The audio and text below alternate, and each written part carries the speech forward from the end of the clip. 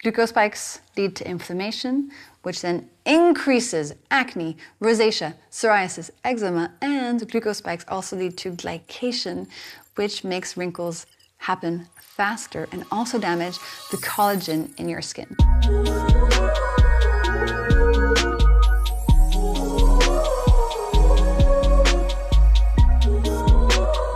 Hello angels and welcome to the Glucose Goddess Show. I'm Justine Chespet, biochemist, a French biochemist, obsessed with helping you understand your body and your food and how to be in optimal health and live the life you want to live. Today we're talking about skin. We're going to talk about glycation, inflammation. We're going to talk about acne, psoriasis, eczema. We're going to talk about wrinkles, all that good stuff. Let's get to it. Hey my dears, so listen. When you have a skin problem, whether it's acne, psoriasis, eczema, redness, you see it. It is there. You think about it all the time. You can feel shame around it. You can not want to go and do social activities because of it. It really takes over our life. And often what we think of first when we see something on our skin is we think of putting something else on our skin to try to block it. So maybe it's makeup, maybe it's topical treatments, maybe it's creams, etc. Now the thing is, usually if something is going on our skin and it's visible from the outside, it's because it's trying to tell you something about what's going on the inside of your body. I know this can sound a bit counterintuitive, but your skin is like the mirror for the inside health of your body. And in particular today, I want to cover 2 reasons that your skin may be acting out because of glucose spikes. So for a little recap on what glucose spikes are, have a look at my other episode when I do the big deep dive on glucose spikes. But right now, I want to talk about 2 of the consequences of glucose spikes and how they may be affecting your skin and how avoiding spikes can help you reduce those symptoms on your skin. First things first, the first consequence of glucose spikes is inflammation. Now, inflammation is usually a normal, healthy response in the body. It helps us fight off invaders. It helps us fight off diseases and colds. But when inflammation happens for too long, which is the case when we have lots of glucose spikes that are triggering inflammation, this can lead to a lot of inflammatory-based diseases.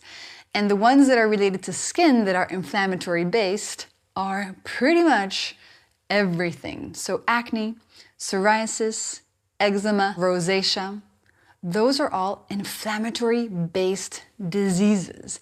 That means that the more inflammation there is in your body, the worse those conditions are going to get. Very simply put, if you want to reduce how much of these skin conditions you're having, acne, psoriasis, rosacea, eczema, it's very important to reduce inflammation. That is the underlying cornerstone of it all. And by reducing your glucose spikes, that's going to be a very effective way of getting that inflammation down. If you're not sure where to start in terms of reducing glucose spikes, I have a free 1-pager in the description of this episode with my 10 glucose hacks. So these skin conditions, when you see flare-ups, when you see redness, when you see the acne, the psoriasis, the eczema, the rosacea, they are indicating that there's inflammation in your body. And often we don't realize that we're causing this inflammation with the way that we're eating, notably because we're creating lots of glucose spikes in our body by eating a lot of starches and sugars without clothes on them, or maybe in the wrong order at the wrong time, etc. So have a look at my hacks. That's going to help you really understand how and when to eat carbs in a way that's going to reduce inflammation. Hey, really quickly, if you can't always do my food hacks and you want to eat the carbs that you love with less impact on your glucose levels, I created a capsule just for that. It's called Anti-Spike Formula. You take 2 before a meal. It cuts the glucose spike of carbs by up to 40%. 100% made out of plants and tested by over 25 clinical trials. Link is in the description. Okay, back to the episode. Now, of course, glucose is not the only thing that impacts our skin. There's lifestyle, there's chemicals, there's skin routines, there's stress, etc. But it's such an easy and important place to start looking, and it can bring a lot of relief to a lot of people very quickly. And there's a study that I want to mention. It's called A Low Glycemic Load Diet Improves Symptoms in Acne Vulgaris Patients, a randomized control trial. And in this long Australian study, 43 male participants were randomly given either a low glycemic load diet, so a diet that doesn't create too many glucose spikes, or one that creates glucose spikes for 12 weeks, and their acne was monitored. The participants found that in the diet group that had smaller glucose spikes, the number of acne lesions reduced significantly more, and their insulin sensitivity improved, and they also lost body fat. So all this to say that looking at your glucose levels and making sure that they're nice and steady is going to help reduce inflammation in your body, which is going to help reduce acne and other skin conditions like psoriasis, eczema, and rosacea. It is truly the first place to start looking. And to give you even more interesting data, so in my second book, The Glucose Goddess Method, I recruited 3,000 people that followed my 4 most important hacks for 4 weeks, and I asked them how it was going. I sent them a bunch of questionnaires. Now, this was not a randomized control trial. There was no control group. It was not a proper scientific study. It was more like an experiment. But that being said, at the end of the 4 weeks, by adding just the 4 hacks, 46% of the participants who had skin issues saw improvements in their skin. Just by adding my 4 most important hacks, which are savory breakfast, vinegar, veggie starter, and movement. And they didn't have to change anything else in their diet. We're not talking about cutting out carbs. We're not talking about counting calories.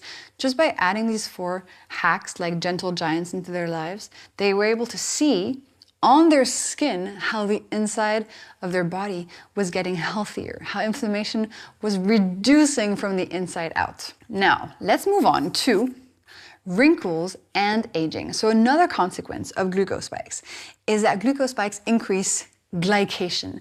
And glycation is a bit like what happens to a chicken when you cook it in the oven. The chicken goes from pink to brown, so it cooks, and that's actually glycation that's happening. It's just a technical scientific term for it.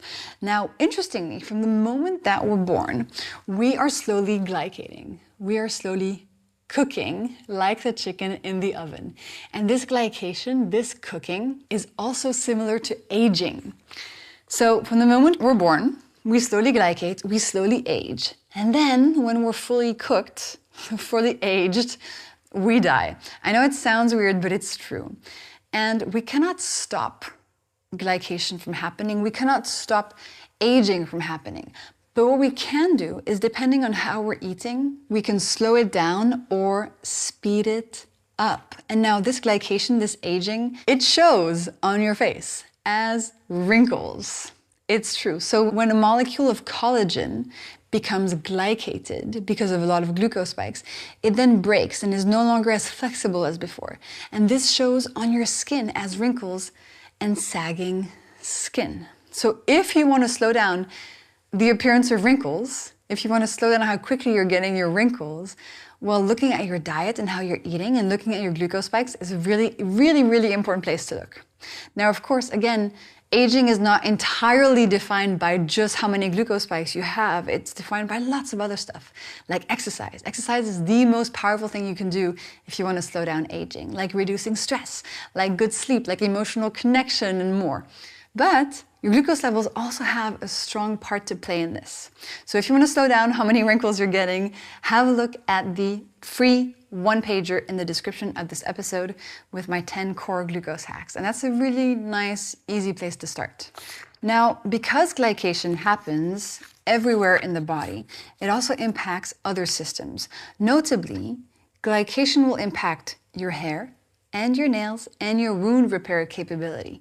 So it's not just about the wrinkles on your face, it's also about all the other stuff going on around your skin, around your hair, around your nails, around how quickly you heal from a wound on your skin. So it's super key to get this glycation down so that your collagen stays nice and flexible and robust and healthy, so that your skin stays healthy and in its prime for as long as possible. So there you have it. A little recap on how glucose spikes and skin are correlated.